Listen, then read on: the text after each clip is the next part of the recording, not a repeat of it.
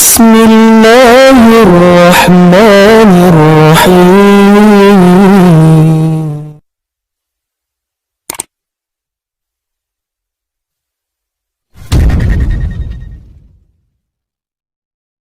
Memperhatikan Al-Quran itu sangat kemuliaannya buat kita.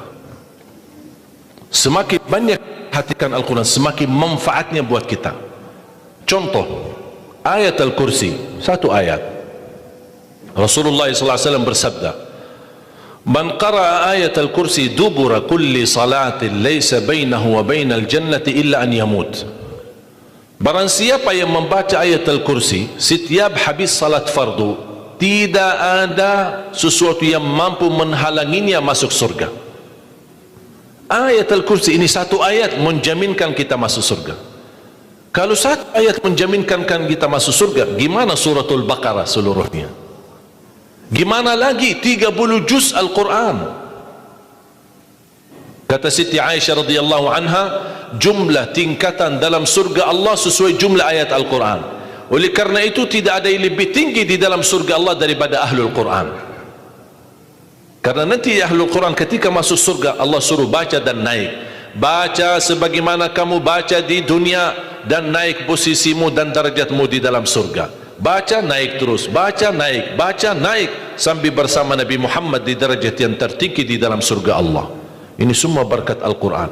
Belum lagi syafaat Al-Quran, belum lagi anak penghafal Al-Quran menghadiahkan 2 mahkota untuk kedua orang tuanya, belum lagi setiap satu huruf dapat 10 kebaikan, belum lagi Al-Quran akan menemani kita saat sakratul maut, belum lagi Al-Quran akan temani kita saat menghadapi mungkar nakir di dalam kubur, belum lagi saat dibangkitkan oleh Allah akan bersama Al-Quran sama kita, belum lagi saat dihisab Al-Quran akan menemani kita, belum lagi saat kita berjalan di atas sirat Al-Quran masih berkenan menemani kita sampai ke pintu surga. Bahkan ketika masuk surga Al-Quran tidak akan tinggalkan kita, masih terus masuk bersama kita di dalam surga sampai naik darjat yang tinggi di dalam surga Allah Subhanahu wa taala. Kewajiban kita cuma satu, coba berapa panjang balasan Al-Quran sampai ke surga, tapi diminta cuma satu, berkenan menjadikan Al-Quran teman kita di dunia. Temanilah Al-Quran, akan Al-Quran berkenan temani kita sepanjang hayat, bahkan sepanjang perjalanan kita menuju surga. Itu kemuliaan Al-Quran. Cukup ada seorang ulama dari At-Tabi'in bernama Abdullah As-Sulami, Abu Abdurrahman Abdullah As-Sulami, Abdullah bin Habib As-Sulami. Ditanya, beliau 70 tahun mengajar Al-Quran.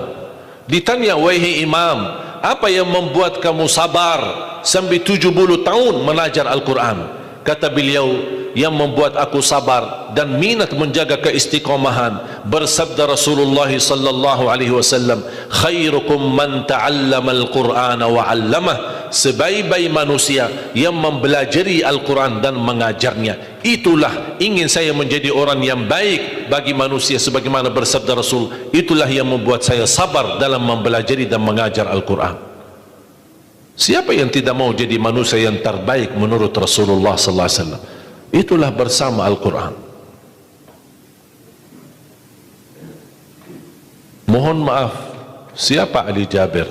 Hamba yang biasa, banyak kekurangannya, yang Allah anugerahkan kemuliaan bukan karena siapa-siapa, tapi karena Al-Quran. Dihormati, didepankan, dan semua orang penghafal Al-Quran, berapapun usianya, dihormati, didepankan, dimuliakan. Semua berkeinginan bisa bersalaman. Kita melihat dan menonton acara Hafiz Indonesia, jangankan anak-anak, bahkan yang cacat luar biasa Allah tunjukkan bagaimana kelebihan Al-Quran.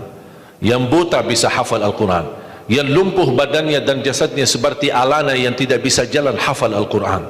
Naja yang luar biasa dahsyat, otaknya terganggu tapi bisa hafal Al-Quran. Dia tidak bisa baca, kasih Al-Quran suruh baca, dia tidak bisa baca.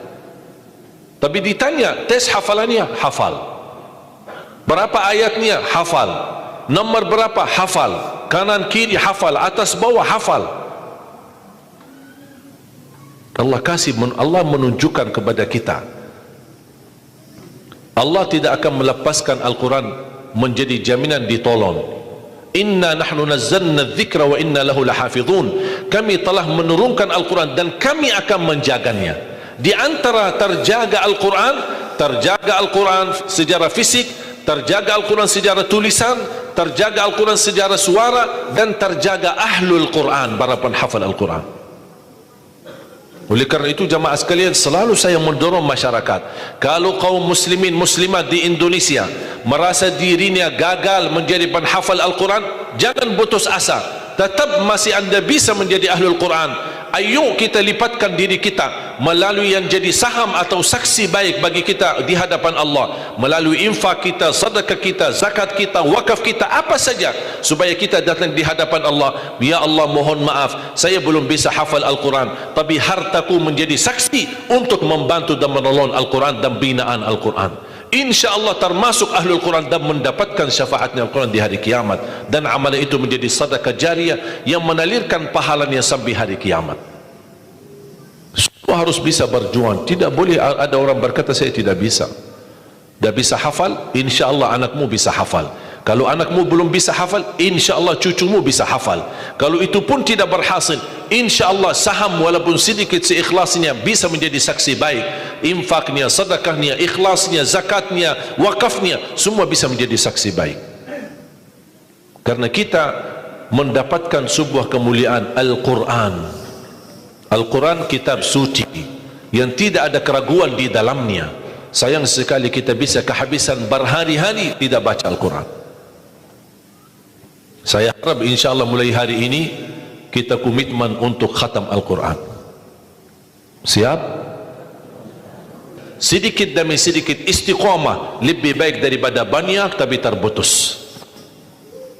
Dan itu bersabda Rasulullah SAW, khairul amali adwamahu wa inqal. Sebaik-baik amal sedikit tetapi istiqamah daripada banyak tapi terputus. Makanya setiap waktu salat baca 4 halaman. 4 kali 5 sudah 20. Kira-kira cocok? Hah? Siap bu? Mau fikir dulu ya? Kira-kira mau nggak lebih mudah lagi? Masih mau lebih mudah lagi ya? InsyaAllah masih ada, jangan khawatir, masih ada.